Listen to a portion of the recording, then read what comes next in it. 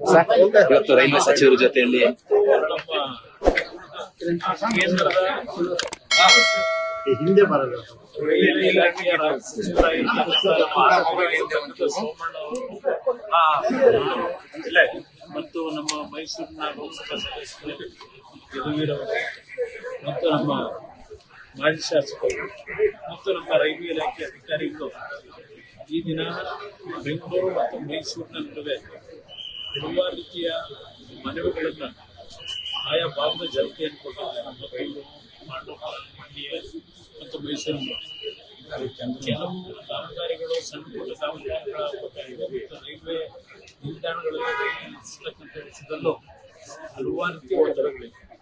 ಆ ದೃಷ್ಟಿಯಿಂದ ಇವತ್ತು ಸೋಮಣ್ಣ ಅವ್ರ ಜೊತೆಯಲ್ಲಿ ನಮ್ಮ ಜನಪ್ರತಿನಿಧಿಗಳು ಸರ್ವೆ ಮಾಡತಕ್ಕಂಥದಕ್ಕೆ ನಮ್ಮ ರೈಲ್ವೆ ಇಲಾಖೆಯ ಅಧಿಕಾರಿಗಳ ಜೊತೆಯಲ್ಲಿ ಈ ಕಾರ್ಯಕ್ರಮ. ಲೇಟೆಸ್ಟ್ ಹಾಗೂ ಇಂಟ್ರೆಸ್ಟಿಂಗ್ ಸುದ್ದಿಗಳಿಗಾಗಿ ಬಾಸ್ ಟಿವಿ ಕನ್ನಡ ಚಾನೆಲ್ನ ಸಬ್ಸ್ಕ್ರೈಬ್ ಮಾಡಿ.